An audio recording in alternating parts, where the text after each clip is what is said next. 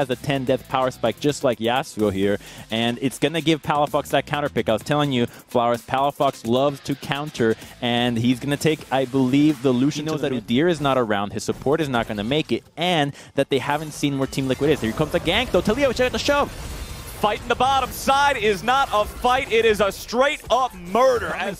You have the saplings to check, but CoreJJ Zenith Blade long enough to get there, and with the Taliyah flash, there was just no way that Diamond was going to get out and survive and knock it from Samira. Here they go, looking for more, but do they know that Diamond is already here?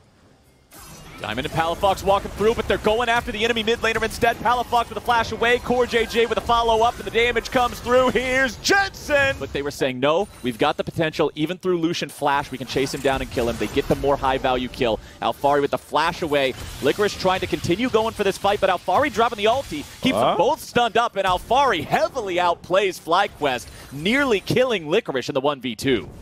Tricky dive there. The Kennen has flash, and you could only pull that off if you actually have the flash on Udyr. I didn't think Alphari was going to fall for that. But now Taliyah is here, a 2v2. Oh, boy.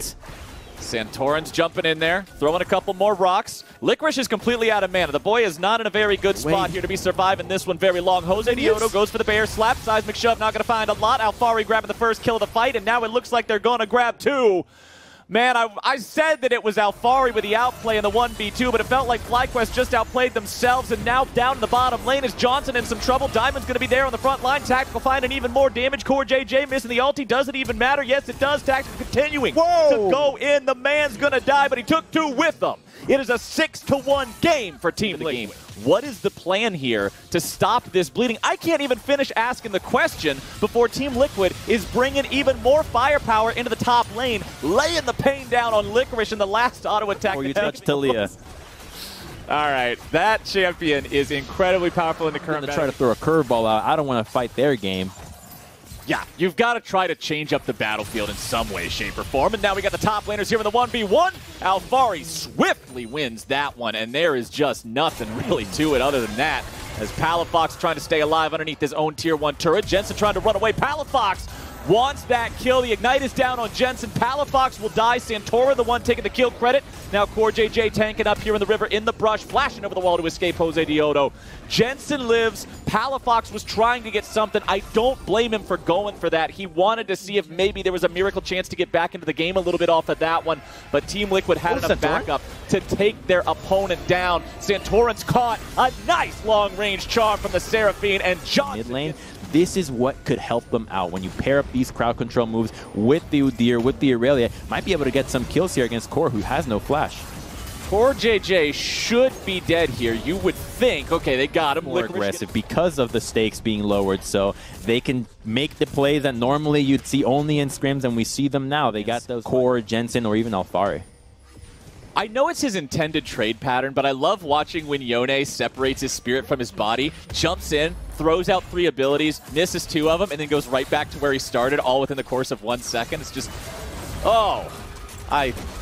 goodbye, Licorice. It was a pleasure knowing you, my friend, but Team Liquid is not having any of this here today. And on the other side of the map, Alphari is doing the same thing to Palafox. FlyQuest loses their solo laners yet again. A combined score of 1-7. Even push for this turret and get some more. Are they going to commit for it? Yep, they got the inhibitor turret set. This one is quickly becoming impossible here for FlyQuest. Jensen trying to get away. Diamond going in. Jensen using the ulti as an escape mechanism, and Diamond is now dead, courtesy of the Yone damage. Nice stun coming through from CoreJJ, keeping Jose Diodo in place. Or was it? Team Liquid may have baited themselves into a bad fight as FlyQuest is looking for something, but now with the TP coming in, Team Liquid's back on the attack. Johnson tries to continue kiting away, and he finds the damage. With this giant lead. The best thing for FlyQuest right now is that it's too early in the game for Baron to be up, because otherwise they'd be going for any of these angles, so they constantly back off. You see that Palafox doesn't know what's going on. They attempt something in the mid lane, but they can just retreat as they know they're getting enough damage into these turrets. One more auto. Oh!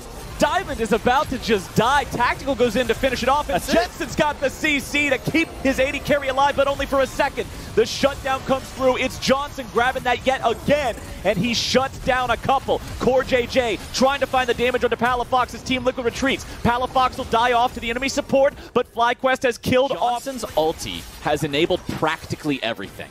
I feel like without a Seraphine ult being present, there's just no kills happening. Tactical, what are you doing up there, buddy? Completely alone. Wait. Nobody else on the Team Liquid squad next to him. I know you're Samira. I know the champion does. Still down pretty severely. Over 6,000 gold.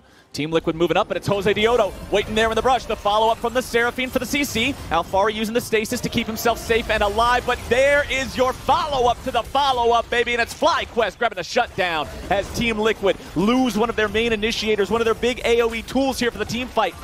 CoreJJ now stuck in a spot where he's got to be careful that he doesn't get caught out too. Jose Diodo continuing to lead the charge, going after Tactical, but he gets himself away by dashing to an ally. I want to go back to your point about the last few minutes of Team Liquid being somewhat sloppy because they don't have Seraphine. She base. Yeah, Seraphine not there means this fight is doomed for FlyQuest. You can't take this. They got Baron, just give it away. Don't take a fight. Jose Diodo with a complete tank build here on the Udyr. Everything's just going for movement speed. When all your champion can do is run, move speed comes in just to give them more opportunity to free fire onto this thing, prevent anybody from FlyQuest from being able to stop it, and there you go. Free inhib for TL. Played that one nice and clean. Seraphine and Maokai to engage. Lucian is still pushing into the bottom lane. Team Liquid is at a man advantage with Baron, giant gold leads. Lucian is now basing. It's a free double inhibitors on the Baron power play. I think this game is all but done, Flowers. They just need to put the finishing touches. Nice little ribbon, sign the letter, and ship it. Fight them. If you're FlyQuest, you don't want to do that. You have to play around your own base and your defensive structures. You've got Licorice diving in after Alfari, finding some good damage onto him, but it's not a 1v1 game, Crumbs. It's not a 1v1 game. Never has been. 5v5.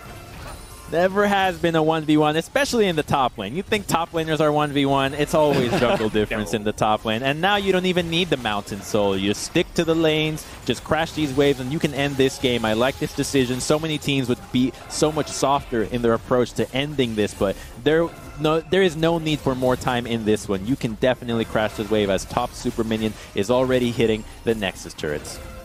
Nexus turret's in trouble, and the remaining inhibitor is already gone. Alfari keeping himself safe here with the power of the stasis. Diamond's going to die first. Alfari's into the picture here. Jose Diodo getting that one done, going on a killing spree, but with Johnson dead, surely FlyQuest chances in this first game are done. Palafox kiting away. Jose Diodo trying to buy as much time as he can, running around in circles, just trying to buy as much aggro from Team Liquid to save these Nexus turrets.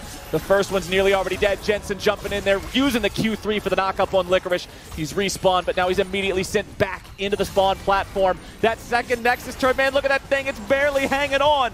Palafox and Jose Diodo doing everything they can trying to defend this one. Jose Diodo going to be chain CC'd. The man's running away, but he will not escape. The secondary damage on Soul. Onto Team Liquid. If they go down, they go down on their own terms. Eliminate Alfari. That shows you how confident that they are, that their opponents can do absolutely nothing to stop this. Look at the vision, Crumbs. In the top half, they will try, but they have one shot left. And Team Liquid is 10,000 gold in the lead. CoreJJ starting off the fight. Diamond's going to be your target. Diamond already gone. CoreJJ tanking up here in the front line. Licorice into the back, looking to find some sort of damage, but the man explodes instantly. Jose Diodo shows up to grab the kill on CoreJJ, but considering it's a trade, that means that FlyQuest is out of there. Tactical chasing Palafox all the way back into the fountain. Team Liquid, whether or not they want to pad their stats, it don't even matter. There's your ace. Santorin's going to die to the laser once he becomes vulnerable again.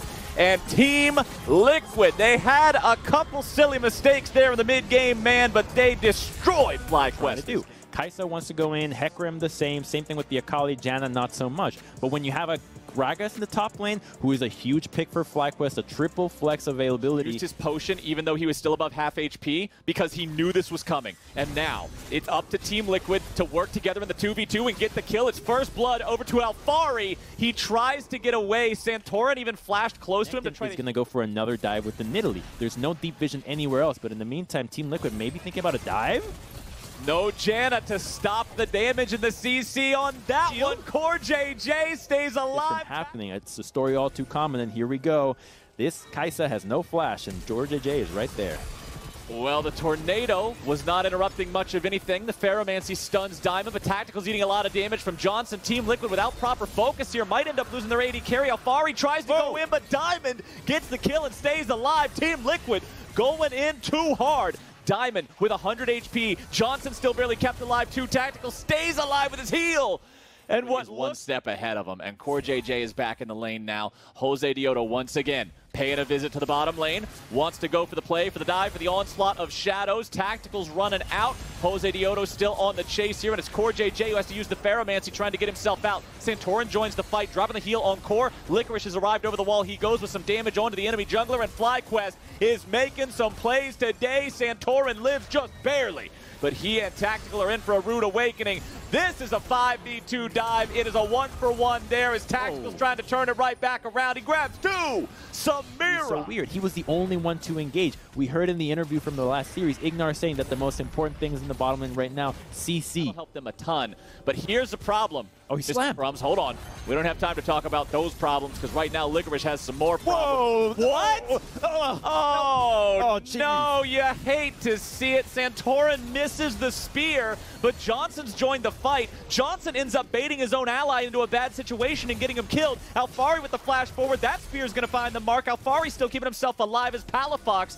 wants to clean these guys up. He lands the E, and the follow-up damage should be plenty. Santorin backing away, but with a TP showing up from Jensen, Palafox will not be able to pursue the second kill here. What a wild and strange series of events here in the top lane. Yeah, that would not have happened if it was for the spear landing, but now Core JJ. It's Metal Horse versus Metal Horse, and Jose Dioto is heavy metal, baby, getting the kill on Core. Alistars, Nautiluses, Leonas, Rels. But she gets her and just tornadoes people away. And now we're back to a dragon fight that Licorice is. It's never. Where is he? Stops. Where is he there? Licorice is dead. Team Liquid has control over the bottom side river. They are going to grab themselves a Drake here. With the kill on the enemy top laner, they know there's no contest for this one, so Team Liquid's going up 2-0 in that respect. Now we got another fight here in the top side of the map as Alfari is using the Dominus to go for a kill on Johnson, but the Scuttle Crab is smited. I really won't mind that play out of Jose Dioto because you know that Jensen had flash and would get out if you can punish him before this next dragon fight.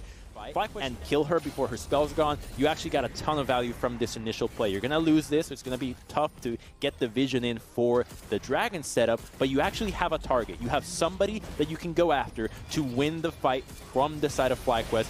If they can pull that off, then you actually have a good chance, but they're going to go. Oh, baby, look at the damage coming in from Team Liquid underneath the Tier 2 turret. Sayonara Johnson. They get the objective. They get the kill. Alfari's keeping. You're not going to catch him. So FlyQuest try to go for a punish that doesn't work out too well here.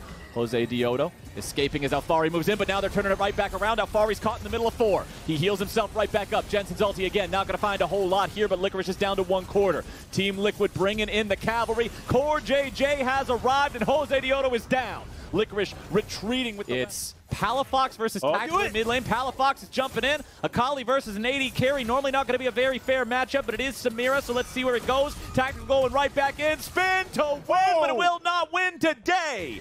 Palafox with a 1v1 victory as the 4v4 is breaking out at the same time here in the bottom side river. Alfari back up to almost full HP there with the Gore Drinker and Sterax shield, buying time as the rest of FlyQuest is trying to make way for their mid laner to enter into the fight here with the TP. Licorice goes in, Licorice goes down. Jensen grabbing the killing spree as Jose Dioto is at half health. Alfari going to be targeted next as Jensen gets away to the side. Palafox looking to chase after him. Stuns coming through, damage coming out. Palafox retreating back towards the bottom lane. Over the wall goes Santorin. In the world, Samira was dead, doesn't have teleport, she's never making it back in. The fact that this game thus far, and that definitely will protect you from what Team Liquid is trying to do. Here we go, trying to catch Core JJ, who re-engages. Core JJ is fearless. Another shockwave not finding the mark. Johnson goes over the wall chasing after Core JJ, but Alfari's arrived to keep him alive. Santorin now going to be jumped on by Palafox there in the smoke, keeping himself going. Alfari takes the kill on the enemy AD carry, and now Tactical's kept alive by his own immortal shield bow. Spinning around in the middle of everybody, 1v3. The man's able to find some damage before he falls over. Palafox grabbing a double kill. Diamond runs out, and it's a double over to Alfari as well. Palafox wants to get anything and everything he can in the back of this fight. He knows he has to be the carry here, but up against that Gator, it is not happening today, my friends. Triple kill for Alfari. Diamond is on the run.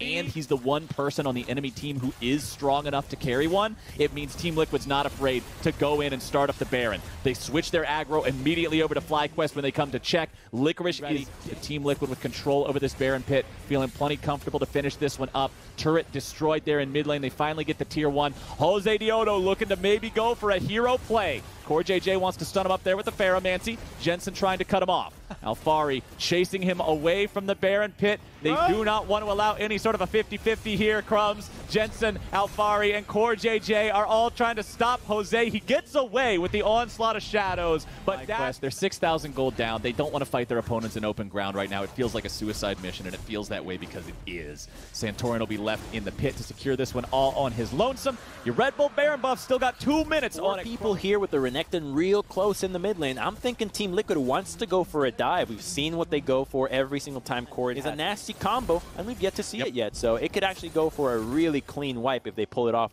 when Fly is clumped up like this.